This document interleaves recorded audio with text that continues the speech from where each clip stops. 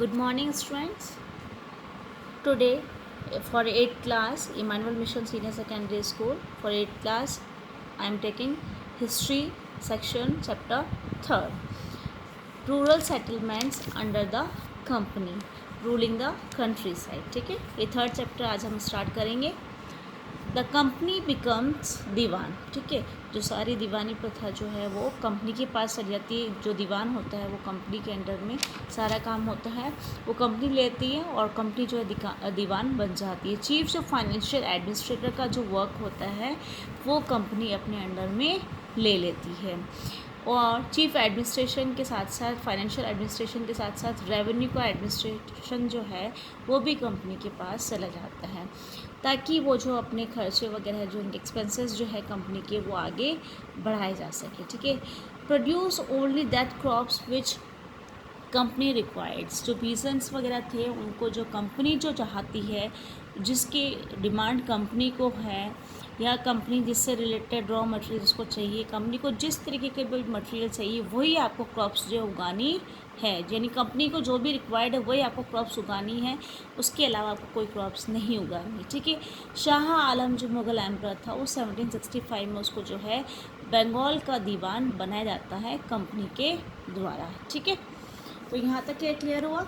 Next, revenue. Company जो है जब इस तरीके से क्रॉप्स वगैरह का कह रही है तो रेवेन्यू कैसे कलेक्ट करती है, उसका मेथड क्या था. तो कंपनी जो है वो रेवेन्यू कलेक्ट करती है. रेवेन्यू फ्रॉम द पीजेंट्स और आर्टिजन से जो है अपना जो है रेवेन्यू जो है वो कलेक्ट करती है. They started to leave their villages after being forced to sell their goods to the company at low prices. जब कम दर में वो अपना प्रोडक्ट जो भी वो प्रोड्यूस करते हैं क्रॉप्स वगैरह वो कम दर पे सेल करते हैं, इस सब चीज़ों से जो परेशान होकर के जो विलेजर्स थे वो वहाँ से जो अपने गांव को छोड़ करके जाने लग गए, क्योंकि एक तो उनको जो है रेवेन्यू भी देना पड़ेगा और वही क्रॉप्स उगानी है जो आपको कहा जा रहा है. यानी खुद की कोई इच्छा से अपनी जो उनको वो जो चाहिए क्रॉप्स वो नहीं, बल्कि जो कंपनी की रिक्वायरमेंट्स है वही फसल उगानी है. इस वजह से ये रेवेन्यू भी देना है, तो ये सब चीज़ें देने के लिए और जो गुड्स हैं उनको कंपनी को बेचने हैं वो भी उसकी प्राइस जो है उनकी कंपनी के अनुसार थी और कंपनी इतने कम रेट में उनको जो है खरीदती थी. ठीक है, तो पीजेंट्स क्या करते हैं, वर अनेबल टू पे हाई रेवेन्यू. वो लोग जो है इस ज़्यादा बहुत हाई था रेवेन्यू उसको देने में बहुत जो है असमर्थ हो गए थे. ठीक है, नेक्स्ट है the need to improve agriculture. अब कंपनी जो है एग्रीकल्चर फील्ड में जो है अपने इम्प्रूवमेंट करना चाहने लगी, तो उसके लिए अलग अलग टाइम पीरियड पे अलग अलग सेटलमेंट किए गए लैंड को लेकर के. तो 1793 में जो लॉर्ड कॉर्नवालिस थे उन्होंने परमानेंट सेटलमेंट जो है वो स्टार्ट करा. ठीक है, जो इसमें क्या था कि राजा और जो तालुकदार थे वो recognised as zamindars and were asked to collect rent from the peasants. ये राजा और तालुकदार जो हैं उनको जो है ज़मींदार के रूप में माना गया और उनको कहा गया कि आप लोग जो है कलेक्ट करेंगे रेंट जो भी है इनका, वो पीजेंट्स जो भी किसान वगैरह है उनसे जो है लैंड का जो है रेवेन्यू है वो जो रेंट जो है वो आप कलेक्ट करेंगे. ठीक है, तो ये जो है ज़मींदार्स वगैरह को जो है ये व्यवस्था दी गई. ठीक है, नेक्स्ट, इन रिटर्न दे पे रेवेन्यू टू द कंपनी. और इसके बदले में जो है ये उनको कंपनी को रेवेन्यू देते थे. Paid amount was fixed. ये जो पेड अमाउंट था वो गवर्नमेंट ने पहले ही जो कंपनी थी उन्होंने फिक्स कर दिया, इतना तो आपको देना ही है. ठीक है, उससे क्या हुआ, आपको रेवेन्यू तो मिल रहा है, उसके अलावा ज़मींदार की रिस्पॉन्सिबिलिटी थी कि वो किस तरीके से प्रोडक्शन अच्छा करवाए, लैंड में जो है वो चेंजेस कैसे करे उसके बारे में. ठीक है, इससे प्रॉब्लम्स आने लगी. बेनिफिट्स कौन उठाने लगे, ज़मींदार लोग. ठीक है, हाई रेवेन्यू जो है वो हो गया था, इसकी वजह से जो लोग जो पीजेंट जो थे वो दे कांट पे. अभी हमने ऊपर भी पढ़ा था कि हाई रेवेन्यू होने की वजह से वो लोग पे नहीं कर पा रहे थे. ठीक है, तो इससे प्रॉब्लम आने लगी. विलेजर्स व जैसे कि cultivators take loan to pay revenue to zamindars, they have to lost their land also. जब हाई रेट थी उनकी रेवेन्यू की देने की, तो उसकी वजह से उनको क्या करना पड़ता है, उनको लोन लेना पड़ता है.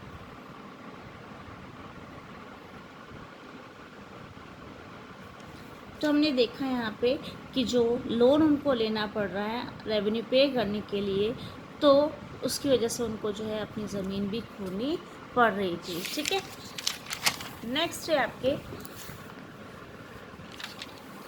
Evolution of a new system. अब नया सिस्टम क्या चेंजेस आए उसमें, 1882 में एक महलवाड़ी सिस्टम जो है वो बनाया गया, और वो नॉर्थ वेस्टर्न जो प्रोविंसेस थे ऑफ सेंट्रल इंडिया और पंजाब के, महलवाड़ी का मतलब यहाँ महल से मतलब यहाँ पे विलेज से है। ठीक है, तो ये महलवाड़ी सिस्टम जो है इंट्रोड्यूस किया गया। ये यहाँ पे जो रिस्पॉन्सिबिलिटी है वो दी गई आपके हेडमैन को, विलेज हेडमैन जो है उसको।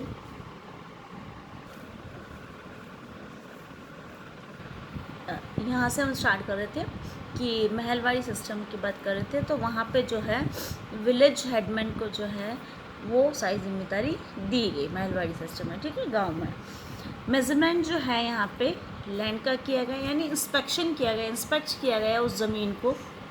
जो कंपनी थी उसने मेजरमेंट करा लैंड को, और इंस्पेक्शन हुआ वहाँ पे, निरीक्षण करके उन लोगों ने सर्वे करके जो है मेज़र करा लैंड को, और उसके बाद उन्होंने कैलकुलेट करा रेवेन्यू को। ठीक है, यानी जैसी सॉइल है, जितनी ज़्यादा ज़मीन है, उसकी प्रोडक्टिविटी का उन्होंने कैलकुलेशन लेकर के, उसके बाद जितनी ज़मीन है उसको कैलकुलेट करके, उसके बाद मेज़र करने के बाद, सब चीज़ें देखने के बाद जो है उन्होंने रेवेन्यू जो है फिक्स कर दिया। ठीक है, नेक्स्ट है आपके रियायतवाड़ी सिस्टम।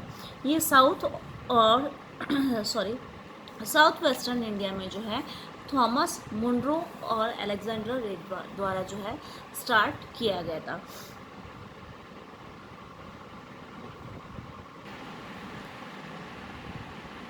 यहाँ पे हम देख रहे हैं, ऊपर हमने पढ़ा था वो महलवाड़ी सिस्टम था, वहाँ पर विलेज हेडमैन को सारी जिम्मेदारी दी गई थी। यहाँ पे डायरेक्ट रिलेशन था to pay revenue with peasants और लैंड होल्डर, जिसकी ज़मीन है, यानी डायरेक्ट रिलेशन था यहाँ पे पीजेंट से, और उसको जो है रेवेन्यू देने के लिए कंपनी को। ठीक है, ये भी फेल हुआ। क्यों फेल हुआ? Revenue was too high. Again यही बात हो रही है कि रेवेन्यू बहुत हाई था। ठीक है, इफ़ क्रॉप्स फेल्ड, ये जो रेवेन्यू जो गवर्नमेंट ऊपर हमने पढ़ा था, ये उन्होंने जो स्टार्ट करा रियायतवाड़ी सिस्टम में डायरेक्ट लैंड होल्डर्स से कनेक्टेड था, देना है आपको, भले आपकी रेट बहुत हाई है, इस वजह से ये फेल हो चुका है। रेट हाई है। दूसरा, इफ़ क्रॉप्स फेल, अगर क्रॉप्स फेल भी हो जाती है तो भी आपको जो है वो रेवेन्यू देना ही पड़ेगा। ठीक है, स्टेट बिकेम ऑपरेसर, अब जो है दमनकारी नीति अपनाई जाएगी स्टेट के द्वारा। पीजेंट्स लीव कंट्री साइड, इन सब चीज़ों से परेशान हो गई क्योंकि क्रॉप्स भी फेल हो गई, आपको रेवेन्यू भी देना है उस लैंड का, और आपकी जो स्टेट है वो आपको ऑपरेसिव जो है नीति अपना रहा है। उस वजह से जो पीजेंट्स थे, जो किसान जो लोग थे यहाँ पे, वो इस कंट्री साइड को जो है छोड़ करके जाने लग जाते हैं। क्लियर यहाँ तक? नेक्स्ट है आपके कैश क्रॉप्स। कैश क्रॉप्स, ठीक है, एक तो फूड क्रॉप्स होती है, एक कैश क्रॉप्स होती है। ठीक है, कमर्शियल क्रॉप्स के रूप में हम देखते हैं। तो यहाँ पे जो कंपनी थी वो अपने जो यहाँ पे कंपनी जो है वो इंडिगो को ज़्यादा डिमांड बढ़ रही थी। Indigo was in demand in Italy, France और ब्रिटेन एज ए डाई के रूप में, कपड़ों को कलर करने के लिए। ठीक है, डाई करने के लिए, तो यहाँ पे बहुत ज़्यादा डिमांड थी इटली, फ्रांस, ब्रिटेन वगैरह में।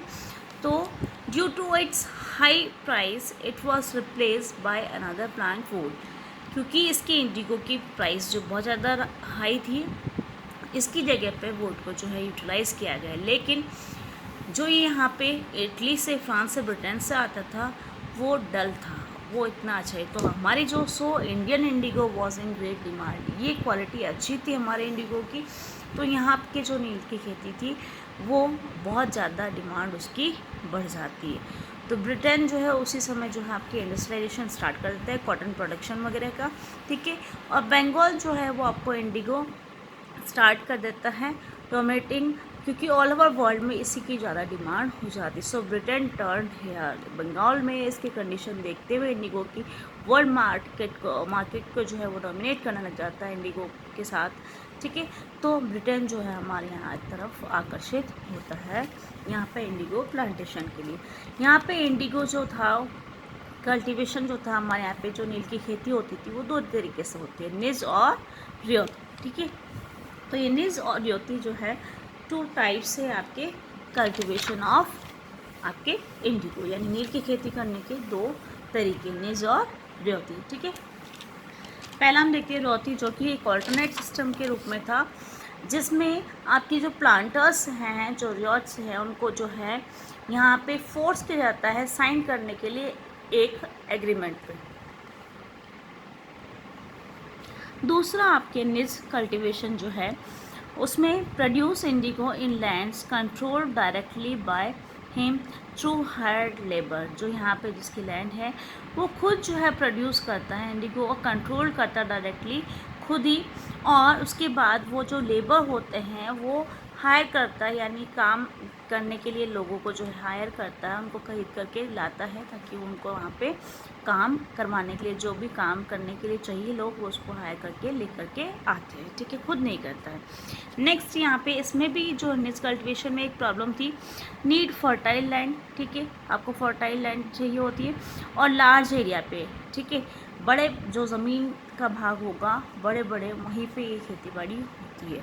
तो एक तो ये लेबर कंज्यूमिंग भी हो गया और लार्ज एरिया भी चाहिए, फर्टाइल लैंड भी चाहिए थी, यानी फर्टाइल लैंड जो है आपकी फिर इससे ख़राब भी हो जाती है, फिर फूड क्रॉप्स के लिए ये यूटिलाइज हम लोग करने में असमर्थ हो जाते हैं। तो ये प्रॉब्लम यहाँ पे आने लग गई थी। तो ये टू टाइप्स थे आपके इंडिगो कल्टीवेशन के, निज और रियोती।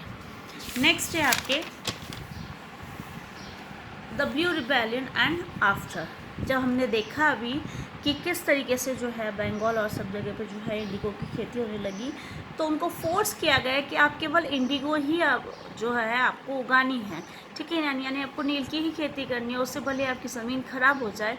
तो इस वजह से जो प्रॉब्लम आने लगी पीजेंट्स को, ठीक है, तो वो रिवोल्ट करना शुरू कर दे। जो रियॉट्स होते हैं बंगाल के, वो मार्च 1859 में जो है रिफ्यूज़ कर देते हैं इंडिगो ग्रो करने के लिए, उगाने के लिए, और रेंट जो है उसका देने के लिए, जो भी उनको लैंड का है वो, और वो अटैक कर देते हैं इंडिगो फैक्ट्रीज़ पे। ठीक है, और उसके अलावा विमेन जो है वो भी ज्वाइन करती है उनको। ठीक है, गोमाश्ताज जो कि कलेक्ट करने के लिए आते हैं प्लांट एजेंट्स के रूप में, उनको भी पिटाई कर देते थे वो लोग। ठीक है, when they came to take revenue, जब भी रेवेन्यू लेने आते थे तब वो उनकी पिटाई कर दिया करते। तो इस तरीके से रिवॉल्ट जो है स्टार्ट हो जाता है बंगाल में।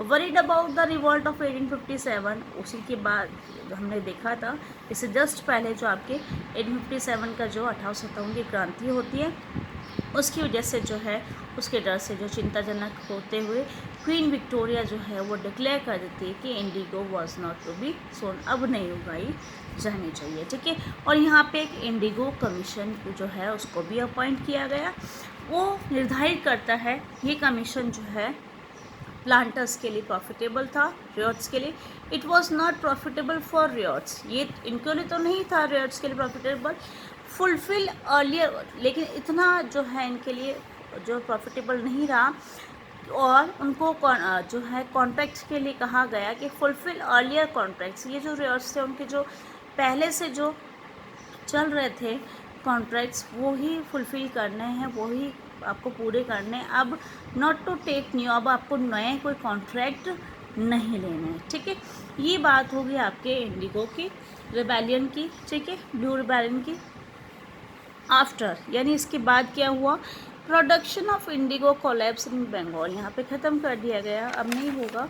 ठीक है, 19th सेंचुरी में देखें तो हम रिजल्टेड इंडिगो बिजनेस को जो है ख़त्म कर दिया गया। ठीक है, नेक्स्ट है जब साउथ अफ्रीका में, इसी समय गांधी जी जो है साउथ अफ्रीका से जो है रिटर्न होकर के आते हैं, तो बिहार में जो है चंपारण मूवमेंट 1917 में स्टार्ट हो जाता है। यहाँ पर बुलाया जाता है, गांधी जी को इंसिस्ट किया जाता है, बोलते हैं लोग यहाँ के पीसेंट्स के किस तरीके से हमको जो है इसकी खेती के लिए मजबूर किया जाए। तो यहाँ के भी प्लांटर्स जो है गांधी जी के सहयोग से जो है चंपारण मूवमेंट 1917 में बिहार में स्टार्ट करते हैं। तो ये पढ़ा हमने कि कंट्री जो है उसके अंदर जो है हमारे ब्रिटिश जो कंपनी है, किस तरीके से उन लोगों ने हमारे यहाँ पे जो है ये सब चीज़ें लागू करी और कैसे हमको फोर्स किया ये सब चीज़ें उगाने के लिए और हमारी जो ज़मीन थी उसको ख़त्म करने के लिए, ख़राब करने के लिए। तो ये सब चीज़ें हमने इसमें